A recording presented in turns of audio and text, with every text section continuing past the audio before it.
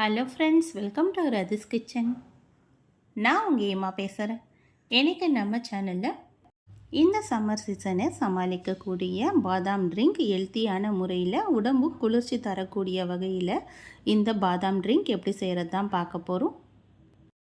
இன்ஸ்டண்ட்டாக பாதாம் மிக்ஸ் பவுடரை நம்ம வீட்டிலேயே ரெடி பண்ணி ஸ்கூல் விட்டு வர குழந்தைங்களுக்கு, ஆஃபீஸ் போயிட்டு வரவங்களுக்கும் இது போல் நம்ம உடனடியாக பாதாம் ட்ரிங்க் ரெடி பண்ணி தரலாம்.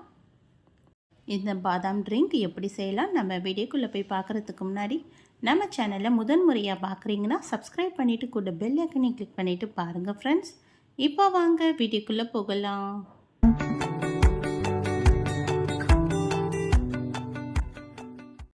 ஃப்ரெண்ட்ஸ், இந்த பாதாம் ட்ரிங்க் ரெடி பண்ணுறதுக்காக இப்போ நம்ம ஸ்டவ்வில் ஒரு பாத்திரம் வச்சுக்கலாம். இந்த பாத்திரத்தில் 2 ஸ்பூன் அளவுக்கு ஜவ்வரிசியை நான் ஏற்கனவே ஊற வச்சுருக்கேன். ஜவ்வரிசி இது போல் ஊற வச்சு நம்ம வேக வச்சோன்னா ஈஸியாக நமக்கு வெந்து வந்துடும். 10 நிமிஷத்தில் ரொம்ப சுலபமாக இந்த ஜவ்வரிசி கண்ணாடி பதத்தில் நமக்கு வெந்து வந்துடும். இதில் தேவையான அளவுக்கு தண்ணி சேர்த்துட்டு முதல்ல இதை நல்லா வேக வச்சுக்கலாம். இதை நல்லா ஒரு 10 நிமிஷம் வெந்து வந்ததுன்னா போதும். இது ஈஸியாக வெந்து வந்துடும். இது நல்லா கண்ணாடி பதத்தில் வர அளவுக்கு நம்ம வேக வைக்கலாம். இந்த ஜவ்வரிசி வெந்து வர நேரத்துலேயே ஒரு மிக்சிங் பவுலில் 1 டேபிள் ஸ்பூன் அளவுக்கு சப்ஜா விதையை நான் கொஞ்சமாக தண்ணி சேர்த்து ஊற வச்சுருக்கேன். இதுவும் அப்படியே ஒரு 10 நிமிஷம் ஊறி வரட்டும். இது நல்லா ஊறி வந்துடுச்சு. அடுத்ததாக இப்போ ஜவ்வரிசி நல்லா வெந்தும் வந்துடுச்சு. இந்த ஜவ்வரிசியை கொஞ்சமாக தண்ணி சேர்த்துட்டு வடித்து எடுத்துக்கலாம். பிசுபிசுப்பு இல்லாமல் இதை மட்டும் தனியாக அப்படியே எடுத்து வச்சுக்கலாம். இதுவும் நமக்கு ரெடியாக இருக்குது. அடுத்ததாக இப்போ பாதாமை நம்ம அரைச்சி எடுக்கிறதுக்காக ஒரு மிக்ஸி ஜார் எடுத்துக்கிறேன். இதில் 100 கிராம் அளவுக்கு பாதாம் சேர்த்துக்கலாம். இது கூடவே உடம்பு குளிர்ச்சி தரக்கூடிய பனக்கற்கண்டு சேர்த்துக்கலாம் 50 கிராம். இது கூட 2 ஏலக்காய் சேர்த்துட்டு இதை பவுடரை அரைச்சி எடுத்துக்கலாம். மிக்ஸி ஜாரை மூடிட்டு நல்லா பிரேக் விட்டு விட்டு இதை நல்லா பவுடரை அரைச்சி எடுத்துக்கலாம். ஒரே நேரம் நம்ம அரைச்சோன்னா நமக்கு ஆயில் பதத்தில் இது ஒட்ட ஆரம்பிச்சிடும். இது போல் பவுடரை நல்லா அரைச்சி எடுத்தாச்சு. அடுத்ததாக ஒரு பாத்திரத்தில் நான் 1/2 லிட்டர் பால் சேர்த்துக்கிறேன். இந்த பால் நல்லா கொதித்து வரட்டும். பால் நல்லா கொதித்து வந்ததுக்கப்புறமா இதில் 2 டேபிள் ஸ்பூன் அளவுக்கு நம்ம அரைச்சி வச்சுருந்தல பாதாம் பவுடர், அந்த பாதாம் பவுடர் எடுத்து சேர்த்துக்கலாம்.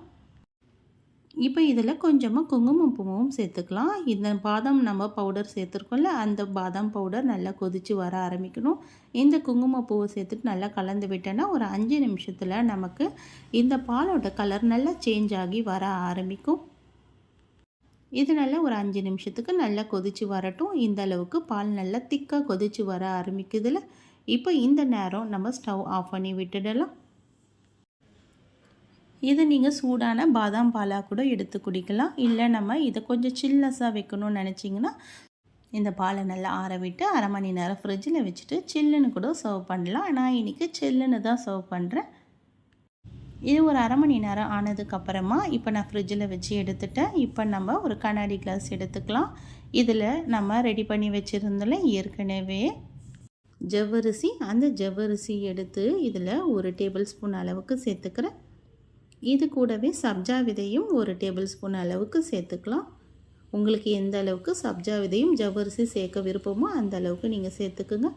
இப்போ நம்ம ஆற வச்சு நல்லா சில்னஸ் ஆக்கி வச்சுருக்கோம்ல இந்த பாதாம் மில்க், அதை எடுத்து அப்படியே இந்த கண்ணாடி கிளாஸில் சேர்த்துக்கலாம். அவ்வளோதான், டேஸ்டியான பாதாம் மில்க் நமக்கு ரெடியாக இருக்குது. இந்த சம்மருக்கு நீங்களும் ட்ரை பண்ணி பாருங்கள் ஃப்ரெண்ட்ஸ். ரொம்ப ஹெல்த்தியாகவும் டேஸ்டியாகவும் செய்யக்கூடிய இந்த ரெசிபி உங்களுக்கு பிடிச்சிருந்தால் லைக் பண்ணுங்கள். தேங்க்யூ.